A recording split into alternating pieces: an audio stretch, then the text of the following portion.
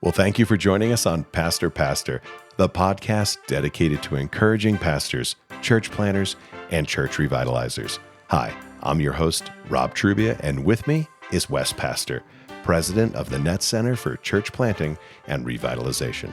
In today's episode, Wes and I are joined by a pastor who graduated from the NETS Residency Program in 2016 and is now the senior pastor of a growing church in the Middle East. He also leads a training program on the other side of the globe that is sending pastors to plant churches all over the world. So enjoy this episode and get ready to be encouraged. Wes, as always, thank you for being here. And Aubrey, thank you for taking the time while you're visiting us in Vermont to be on the podcast. How about we start off by introducing yourself to our listeners? Yeah, so my name is Aubrey Sequeira, and I am currently the senior pastor of a large international evangelical church that is located in the capital city of a nation in the Middle East, specifically the Arabian Peninsula. And this is a very highly developed city. It's one of the wealthiest cities in that region, if not the world. And I have been serving there for the last 7 years and just almost 4 years as the senior pastor. I am married to Nishika. We've been married for nearly 16 years, and we have 3 beautiful girls that the Lord has blessed us with. I should also mention I'm originally from South India and then lived in North America for some time, first working as an engineer, then doing seminary, then doing the NETS residency, and then we moved to the Middle East straight from Vermont in 2017. Aubrey, you are a well-traveled man, to say the least. Wes, how did you two meet?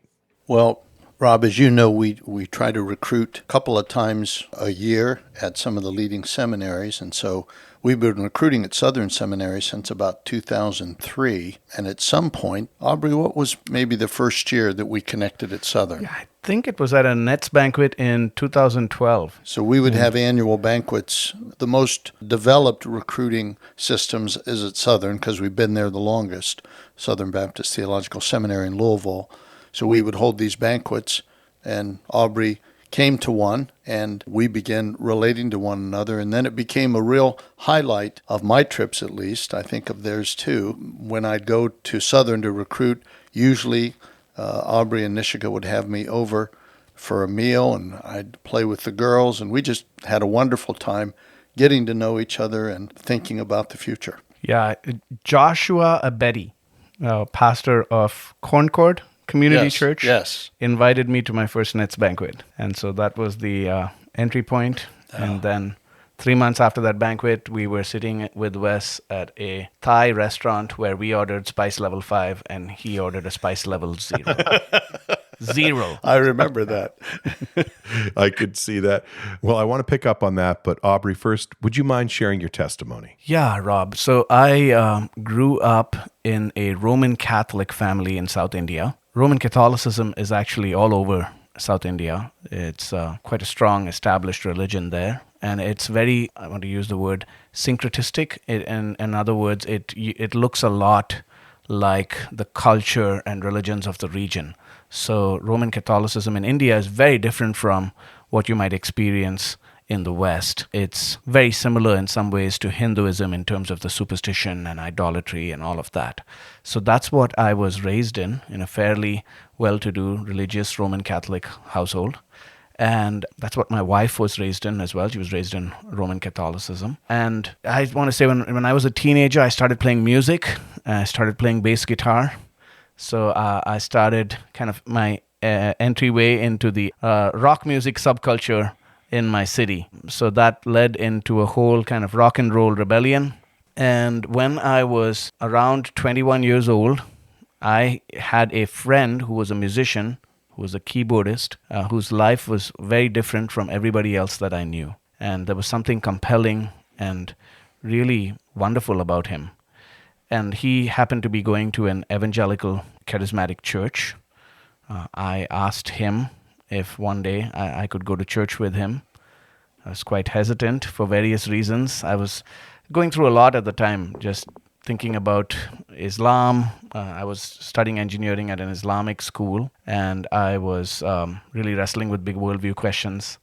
My friend ended up taking me to church, and at that church, I was just very overwhelmed by the love of the people, their sincerity, and there was an American at the church who was not the pastor, but he was starting a restaurant in my city. He was a missionary. It was his platform for doing missions there. And people told me that at the Bible study on Thursday nights, he's actually a chef starting this new restaurant. He's trying out all the recipes on the Bible study group. So I said, oh, sign me up.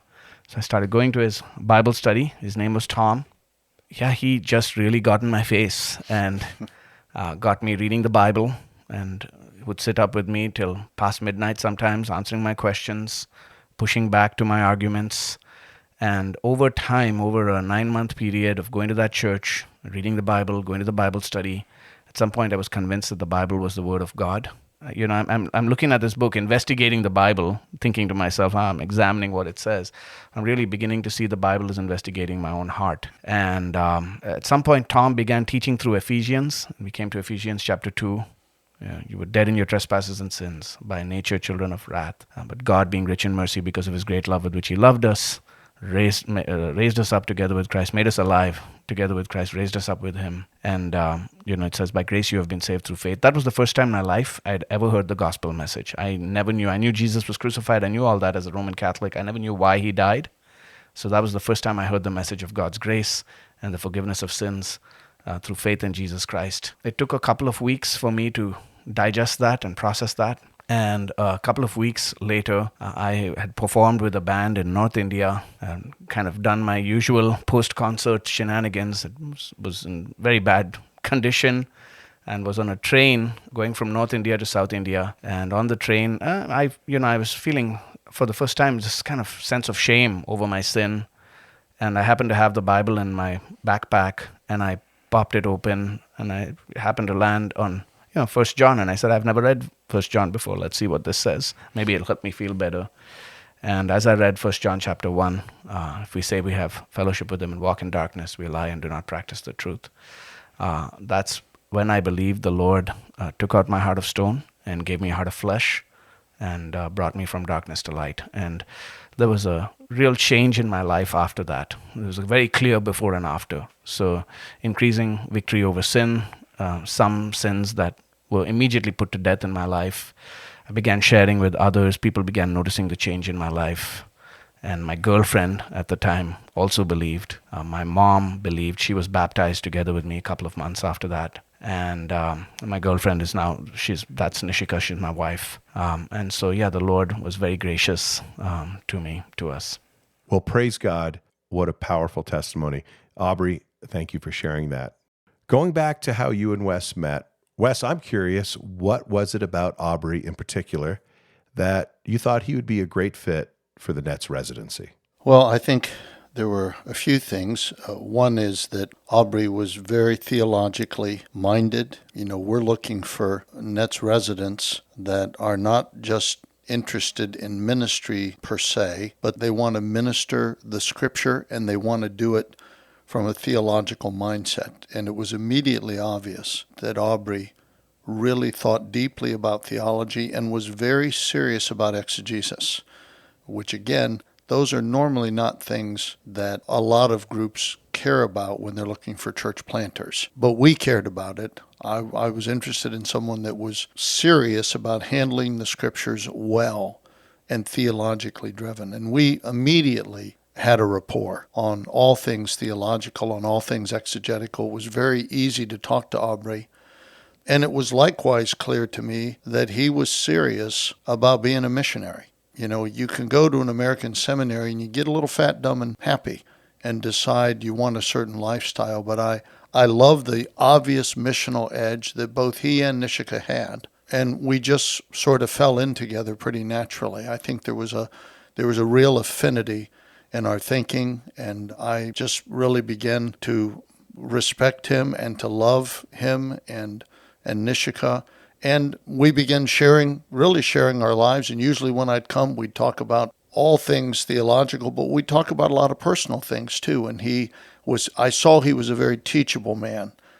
For someone that's as bright as Aubrey is, you can sometimes not find a lot of humility. But I was deeply impressed with how humble that he was. And he wanted to go back to India, which was a compelling idea to me. We were looking for, I call them franchise players, people that can go back into really difficult situations and can start a church planting movement. And so I saw that in Aubrey. I saw the initiative, I saw the ambition, I saw the ability to do work at a very high level. I saw the commitment to managing his family. He was an elder. You were an elder at Emmanuel, weren't you? Not when we first met, but... Yes, soon after. Yes. Small group leader. That was a church that was very serious about ministry and very serious about character, and I knew the senior pastor reasonably well. So it just really, all the boxes were being checked, and they were being checked in spades. So there were really no downsides. I very much looked forward to traveling to Louisville and spending time with Aubrey and his family. Well, Aubrey, you were headed to India. A stopover in New England probably was not what you were thinking originally. I'm curious what it was about the NETS residency that attracted you to make that decision to come to Vermont with your wife and children. Yeah. So that was not what I was thinking. I was not thinking I'm going to India. Let's make a kind of a stopover in New England. That sounds interesting. That was not on part of the plan.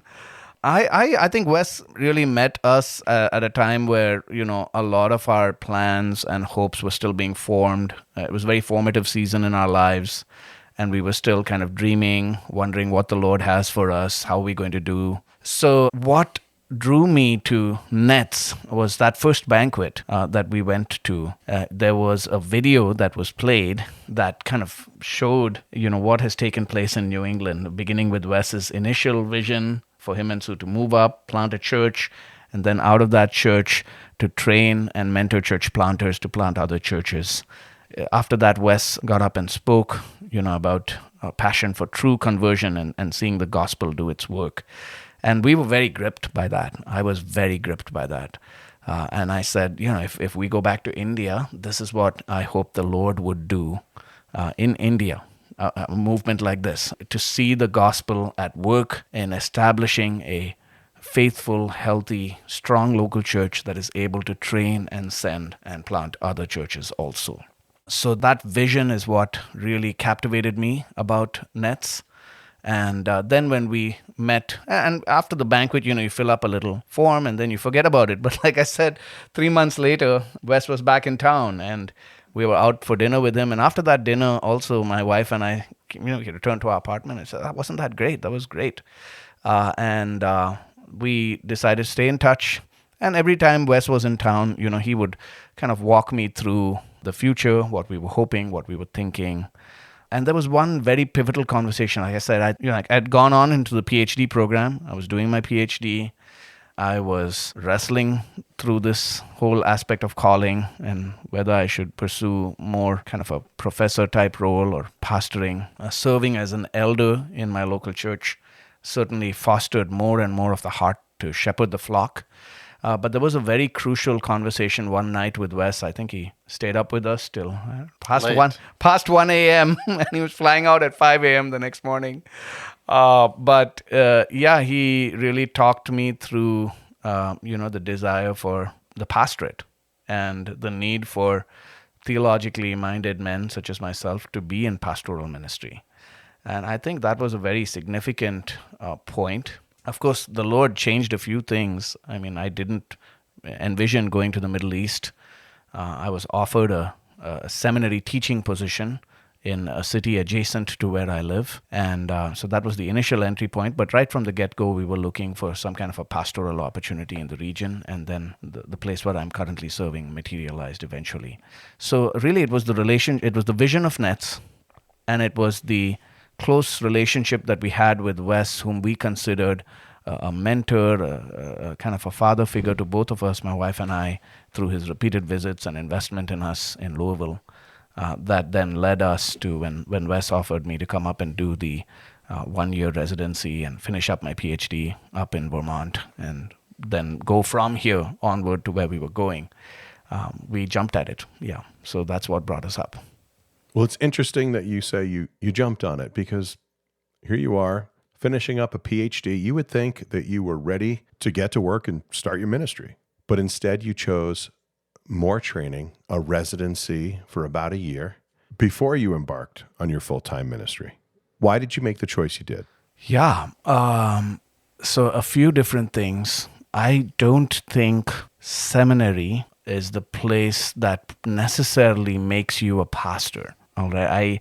I think seminary gives you a lot of tools in your toolkit and trains you in how to think critically and how to handle the biblical text faithfully and how to do exegesis well and to do biblical theology and systematic theology. And it is great for those things. And I'm deeply thankful.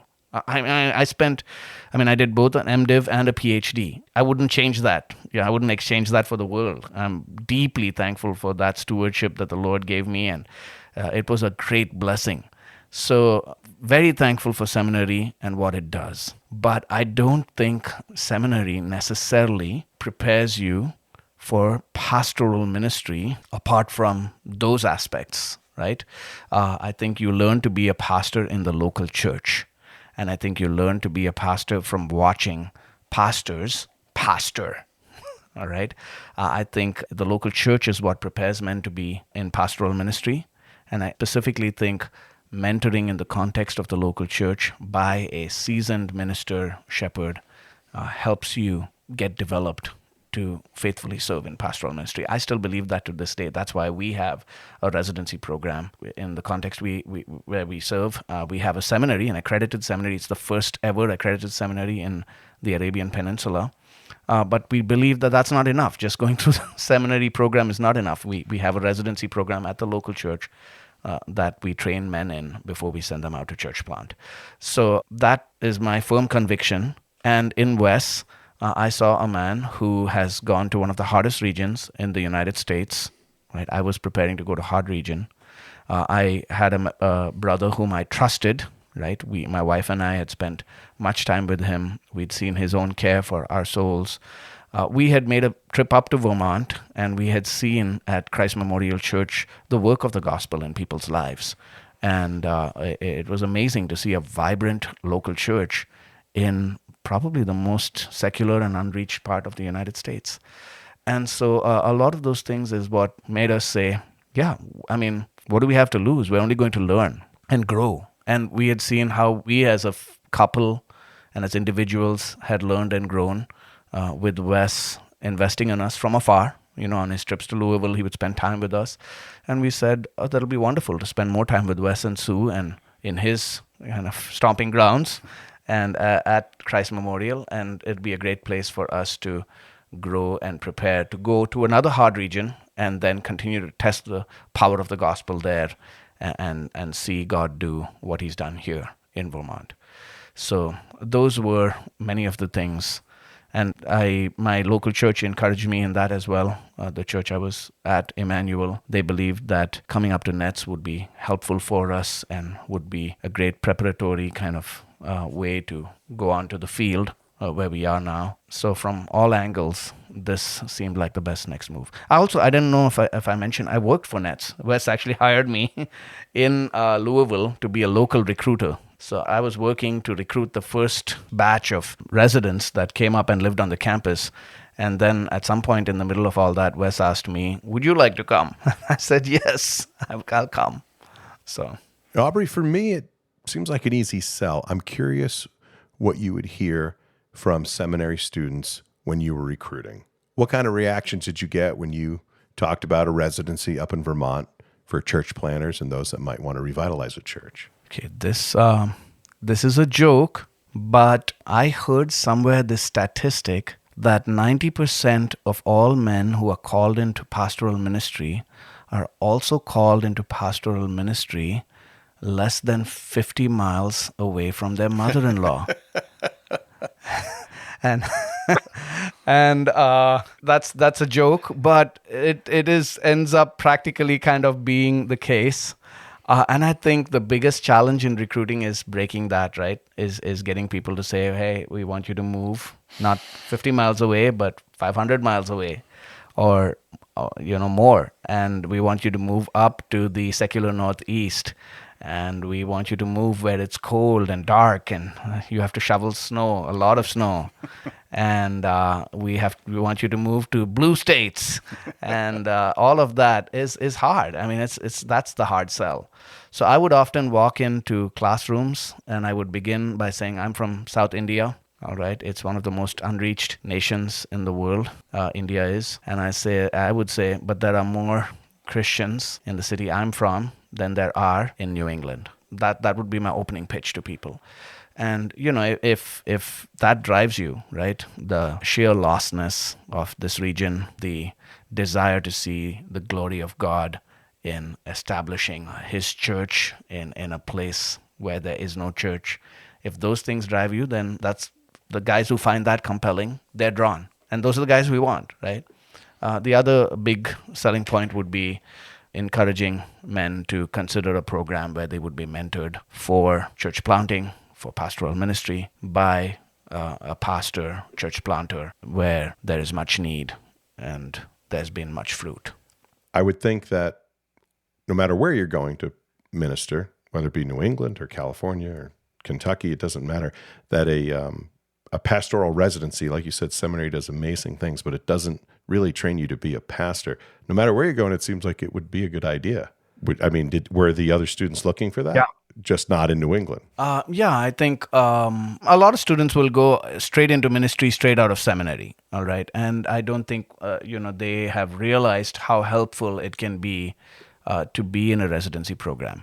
But yeah, I agree. Wherever you're going, a residency program is a great idea. And there are many good residency programs, by God's grace, up here in New England, I think in other parts of America, even other parts of the world. Like I said, we've started an international pastoral residency, not just for men in our region, but even for men in the West who want to go and serve internationally. We invite them to come and do residency at our church, and then that can be a kind of pathway to ministry and church planting in the international context. So yeah, I think pastoral residencies are very important, very helpful. And I think it takes some time and it takes some work to help seminarians kind of understand that and see why it can be helpful. Because most seminarians are plugged into a very healthy local church, right? Wherever you have a good seminary, it generally is surrounded by good churches, right, that have grown up around the seminary. And so a lot of people I was very involved in my church and serving in many ways and growing there. And so the question becomes, why should I go do something else somewhere else? This church can be my kind of residency. But those churches are also very crowded with a lot of seminary students. And sometimes you don't get as many opportunities. You don't get as much focus as is needed. Wes, you said yourself that Aubrey is obviously a very bright individual, well-schooled, well-traveled. How do you think NETS ended up helping Aubrey prepare for his ministry during his time in Vermont? I think the realization of a theoretical conviction, that is, the gospel is the power of God for salvation to everyone who believes, the realization of seeing that translated into actual church life. Because by the time Aubrey came, CMC was 25 years old. We had a lot of believers that had come to Christ 10, 15, almost 20 years earlier. So they were now serving in leadership positions. Some of them were seeing their kids come to Christ in the ministry. So, you take this idea, the gospel is the power of God for salvation to everyone who believes. And of course, everyone learns that. And I think at some level, everyone believes it. But when you see the fruit of that, your confidence in the gospel is buoyed up. It's buttressed. It's strengthened. You now realize this isn't a theoretical idea that we should get on board with. This is reality. It's kind of like seeing modern versions of the New Testament church. We certainly haven't seen an Acts 2 Pentecost revival up here, but we were seeing, dozens. And, over the course of Christ Memorial's life, I've seen over 300 credible professions of faith where people are still walking with God. And so Aubrey got to see that. as he was considering going to a hard region, to not be the least bit uncertain about the gospel, to know that you can preach it with full confidence and no editing. You can say the hard things, that when the sheep hear his voice, the Lord Jesus said they follow him. So you can let her rip, not in a non-tactful way, but in a way that's without any attempt to soften or redact or skew it because of touchy American culture. So I think that was critical. And I think a second thing, I don't know if Aubrey would agree with this, I think he would, trying to be all in with gospel ministry, losing your life for gospel ministry can seem like an inherent conflict with managing your family well. So I think Aubrey got to see that was a false dichotomy. And we were managing our families well. Our elders were committed to managing their families well. And yet we were all in. We were committed to losing our life for Christ's sake and for the gospel. And then to get somewhat equipped in that. I mean, seminary's not doing anything with that sort of thing. So talking about, okay, let's talk about the marriage dynamic. Let's talk about how you work with your kids, how you discipline your kids. Let's just talk about all those practical things. How do you deal with your in-laws? All of these are conversations that we've had. And again, all that we bring to the table is we've been trying it for a longer period of time, probably made enough mistakes that we learned a few things, and God had blessed that aspect of our lives as well. So maybe those two things were, I think, real takeaways. And you could do all this being a serious theologian. You could do all this being a serious student of the Bible. You didn't have to go gospel light. We want to rigorously exegete the passages and preach the text, but we're preaching the gospel. That's what we're doing. I think those were some of the things maybe that were the most helpful. Yeah, that's huge. I think the driving conviction in ministry that what Jesus said, he will fulfill. I will build my church, and the gates of Hades shall not prevail against it. My sheep hear my voice. I know them, and they follow me. We've been through real deep trials over the last 7 years in the context where I serve. And we've faced some great hardships. And through it all, those have been, kind of driving deep convictions. And those are convictions that I gained here is confidence that the Lord will do what he does. And I've seen it, I've seen it here in New England. So, very thankful for that. I think a couple of other aspects, if I may add, I think I'm a better pastor, I'm a better husband, and I'm a better father because of my time spent here in New England and because of Wes's influence in my life, by God's grace. I think what NETS helped me with was making the transition from being, I was a seminarian, I was a PhD student. I was also an elder in a local church, so I had done a lot of lay ministry. I had been involved in planting a church in India many years ago, as kind of while working as an engineer bivocationally. But NETS helped me make the transition into kind of full-time ministry on a church staff, which I hadn't had experience with that before. And just the weekly staff rhythms and kind of that aspect of ministry was very helpful. There are many practices that I still have in place today. We also spend a lot of time, I think one temptation as a seminarian, as a kind of scholarly PhD student, is the idea that ministry is mainly cerebral, or in your mind, like in dealing with people in the realm of ideas. And if you teach people the right thing and they understand the right thing, then they'll be fine. But I think here we spend time thinking through Jonathan Edwards and really seeing that both preaching and pastoring and massaging the truth into people's lives is doing a lot of heart work and speaking to the affections and people's hearts. What do they love? It's not what do I know so much as what do I love? What do I desire? And those are things I also gained here and saw in action here.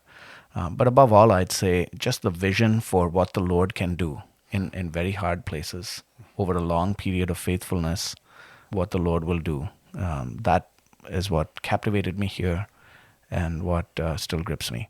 Aubrey, can I ask you mentioned you've been through some difficult things in the last 7 years. Despite being on the other side of the world, do you stay connected with NETS, with the NETS network, with Wes? What does that look like? Yeah, I think NETS has been helpful with us in the work of church planting in various ways, and helping and supporting what we've done.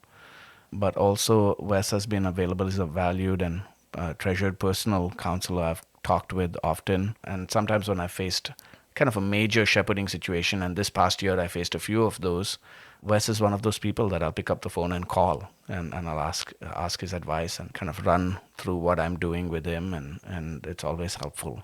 So, yeah, I'm very thankful for that. I should have mentioned another way that really NETS shaped what I'm doing there is the year after I landed, even as the associate pastor, we started a kind of an internship, an apprenticeship, we call it, an apprenticeship program to train men from the surrounding region. So the 1040 window, a global south region. And I was tasked with developing that program, developing the entire curriculum, and the kind of training model that we would use. And I based a lot of that off of what I gained at NETS and what I saw at NETS. And so that was in 2018. We have since then graduated 17 men from the program, and a number of those have gone on to plant churches or are pastoring or are serving in very unreached areas. So that was another very important benefit to what I'm doing.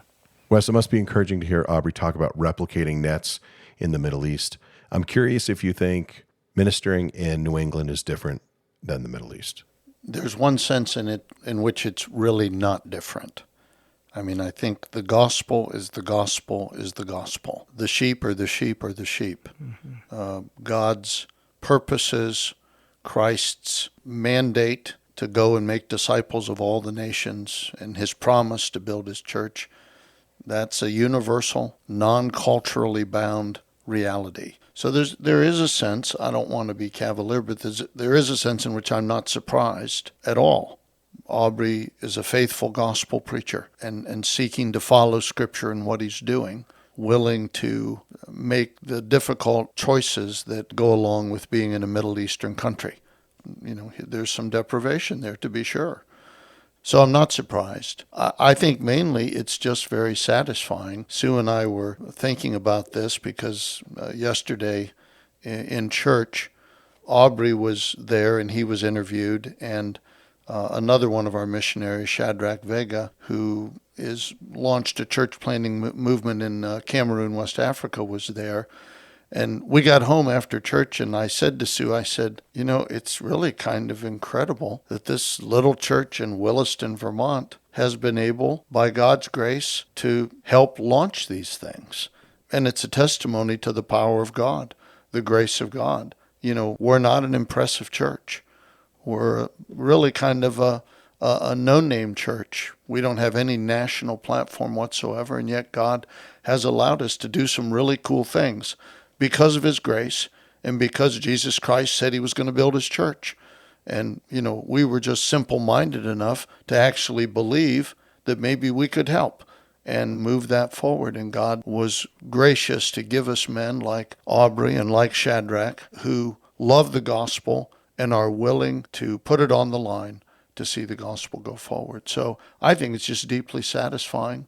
You know, it's kind of like a little bit like a man looking out at his grandchildren. And you kind of think, gosh, look what I got to do. Look what I got to be a part of as your kids have kids. It's very satisfying, and it causes me to be very thankful, very humbled, but very thankful to God to be used. So I just find myself relishing it, really, I guess. That's certainly pretty neat. Thank you, Wes. Aubrey, I wanted to ask you, how do you think your wife Nishika benefited from NETS? Yeah, I think Nishika really grew in her understanding and her vision of what it means to be a pastor's wife. And I think her relationship with Sue and watching Wes and Sue has shaped her in many, many ways, I think, to this day. And it's really helped our marriage because she understands her role in the church. Sometimes I think the pastor's wife gets treated like some kind of an office with all sorts of unrealistic expectations. Other times it's treated as if, well, there's no real difference from, anyone else in the church. But actually the pastor's wife is a little bit different, and she bears a kind of unique burden and position. At the same time, it's not an office. You ought not to have. It's not a 2-for-1 deal. And so I think Sue really modeled for her kind of what the role of a pastor's wife is. And she has gained and grown in that tremendously, and has been a great helper to me in the ministry in those ways. And I'd say, yeah, she gained, I think, friendships and relationships here that have been a blessing in her life. And I'd say just as much as I grew, I think Wes hit on this exactly, growing in confidence in the power of the gospel and what the gospel can do in a hard place. That was not just the case with me. I'd say it was also the case for my wife. I think we both kind of left here with a boldness and just an unwavering belief in God's power and Jesus' promise to build his church that's carried us through the last 7 years and, Lord willing, many more years to come. You mentioned earlier that you thought this residency kind of maybe made you a better father too. I'm curious about that. I don't think that's something that we put on the brochures. Yeah. So I am blessed with 3 daughters. They're aged, right now, they're 12 and almost 11 and 9. And each of them is just so different and unique in personality. And, sometimes I'm almost like, wow, girls are so different from boys. And I don't have a boy. and I have this stewardship over the lives and souls of these girls. And so, yeah, from the time they were little, like I said, Wes used to visit us when they were small, and has been a sounding board for various things as a parent in our parenting, my wife and I, things that we're doing. I didn't grow up in a Christian home, Rob, and neither did my wife, right? We both didn't. We grew up in unbelieving homes.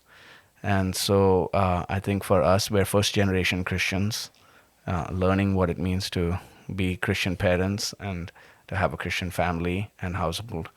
And I think Wes and Sue have been just a great blessing and resource to us over the years, from when our daughters were actually before our 3rd daughter was even born. I met Wes right after our 1st daughter was born.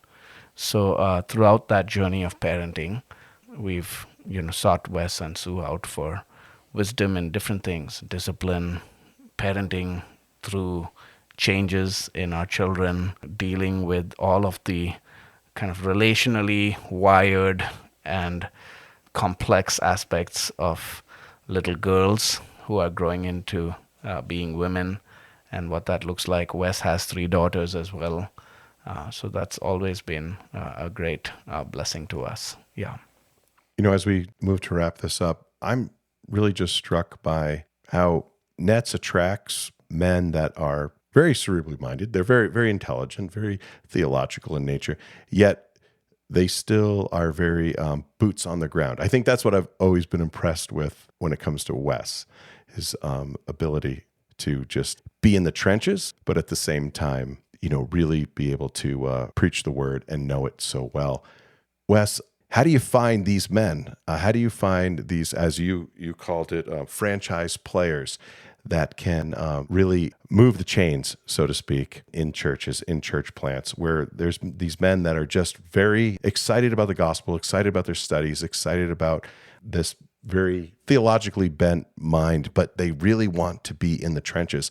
Is that unique? How do you find them? Well, I think there's sort of a 2-pronged strategy. First of all, I think they find you. You're trying to be out there advertising what you think is important. And, we recruit doggedly. And, with the internship program, we've just entered into a new phase of recruiting. It's got a little bit of a longer term, but we're just trying to expose people to who we are. And I think that they're out there, guys like Aubrey are out there who have come to their own convictions about pastoring and about the importance of being a pastor theologian, to quote one book title. So when they hear that, they're just naturally attracted to it because it's what they're thinking about. And I don't think it's on the ascendancy. I think it's on the descendancy. So it comes across as being reasonably rare today. So I think just being out there so people can know about you. But I think there's a second prong, which is part of what we're doing with the internship program, and that is to develop it as a value. Instead of thinking of ministry and seminary as sort of this necessary evil, you got to get your sheepskin, so you're qualified to do it, but you're not really committed to being a pastor theologian. You're not really committed to being a pastor scholar. I don't consider myself a scholar, but I want to work toward that end of the spectrum, being a serious student of the scriptures. I think we're trying to cultivate that. And so our internship program is designed to seed the ground with that. And if we're able to get what I'm calling the long resident program, where people who are already decided to take hours online, so they're going for a 3 or 4 year period to get their MDivs, if they're willing to move here, we'll give them a sweet housing deal and cultivate that conviction. So they're not just going out as practitioners. They're not just going out as operators, who might be very successful in planting a church, especially in American culture, because we tend to be a shallow culture. But we're actually cultivating this pastor theologian model where they're going to go out and whatever they do, they're going to upgrade it. They're going to bring it to a higher level so that their church is not a bunch of eggheads, but they're people that remind us of the old Puritans that know the Bible, they know the gospel, and they're able to apply it in the nooks and crannies of people's souls. So I think we're hanging the shingle out there. We're saying, hey, we're in business. Here's who we are. But we're also selling the product and saying, we think this is the best model to be a pastor theologian who has the interpersonal savvy, who has the counseling sensibilities, and can actually take this glorious theology and knead it into the spiritual pores of their congregants, including unbelievers who are attending. So I think we're trying to cultivate that value system as well. Well, thanks for explaining that. Aubrey, as we wrap up, I just want to thank you for being on the podcast, but I really want to ask you, what is the continued vision for your church and your residency ministry in your country and in your region? Yeah, so just a little about our church. We, like I said, are an international evangelical church. The population of our region, our country, is about 80% expats. By that, what we mean is they're people who move there for work from surrounding nations. And so our congregation is actually composed of people from 43 different nationalities currently in our membership. And so that's a tremendous privilege, because every week as I preach the word, we see people from every tribe and tongue and nation around the throne. And it's kind of a picture of what we see of heaven in Revelation 5 and Revelation 7. So that's glorious. And what is also thrilling is for so many of these people, they are experiencing all of this for the first time in their lives. So I get to see the light bulbs come on. This is the first time they're ever hearing an expositional sermon. For many of them, this is the first time they're hearing the gospel message. For so many of them, this is the first time they're experiencing biblical church life and a congregation where we mean business, where we're called to love one another as Christ has loved us. This is the first time they're seeing a church that is taking mission seriously and that wants to see other churches planted and not just a kind of brand established. So there's a real joy and glory in that. And Mark Dever likes to say, my plan is to, God willing, preach and pray and love and stay. But over the last few years, we've just been blessed to see the Lord work through our training, and we've been able to see a church planted in Manila in the Philippines. We've sent a pastor to help at another church in Beirut, Lebanon.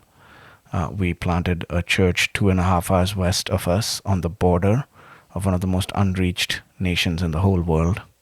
We have planted a church in India. We have planted an Indian language church of an unreached demographic in our city, in our same building. And we are about to see a church also established in Addis Ababa, the capital of Ethiopia.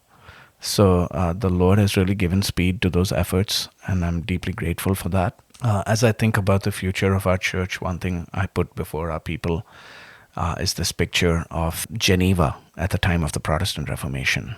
So Geneva was where John Calvin pastored, and it was one of the few places where it was legal to be Protestant, to be Reformed, to be a Christian, as compared to France next door, which was Roman Catholic, and you could be burned for reading the Bible.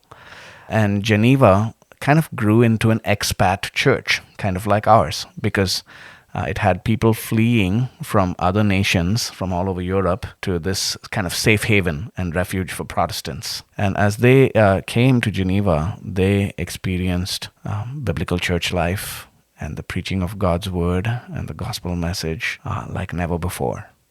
And they began to grow with a hunger and a desire and a burning desire to see that reproduced in their homelands. And in, I believe it was 1559, I might be mistaken, I think, the church at Geneva and Calvin established their theological academy to train pastors. And, they began training and sending. People came from the nations and were sent back to the nations. And over the next decade or so, the Protestant population of France was 2%, I think, in 1555. That grew to about 10%. There were over 2,000 Protestant churches planted in France. And all of that work was kind of fueled by the engine in Geneva. Geneva also sent out church planters, missionaries all over Europe. The English Reformation was started by men who were at Geneva. They sent missionaries all the way to Brazil. It's my constant prayer and my seeking of the Lord that our church, where He has placed us in the heart of the 1040 window, in the middle of the Islamic world, that the Lord would make this expat church in the Middle East into a sort of 21st century Geneva for the global south and the 1040 window for the glory of God. Amen. For those men that are listening right now that might be contemplating, thinking about this NETS residency, what kind of encouragement might you have for them? I would say the harvest is plentiful and the workers are few. And as I think about New England and even being back here in Vermont, as I am reminded of the great lostness that exists in this region, one of my prayers has been that the Lord of the harvest would send workers to this region to go out and preach the gospel and plant churches that display Christ. And I don't think that in New England there is a better entry point for that than NETS. And I want to encourage men to get on their knees and pray for New England and then head up here and fill this region with churches that proclaim Christ for God's glory. Well, Aubrey, I can't thank you enough for being here. This has been incredibly encouraging. It's been a real blessing to have you. We certainly will be continuing to pray for your ministry, and we wish you the best and safe travels home. Gentlemen, thank you both for being here. Yeah, thank you, Rob. This was fun. Thanks, Rob. To learn more about the NETS Center for Church Planning and Revitalization's training and sending programs, visit us online at thenetscenter.org. For questions or comments, email us at pastorpastor@thenetscenter.org. Thanks for listening. Please subscribe and consider sharing this episode with a friend. This podcast is a production of the NETS Center for Church Planning and Revitalization. NETS, for the life of the church.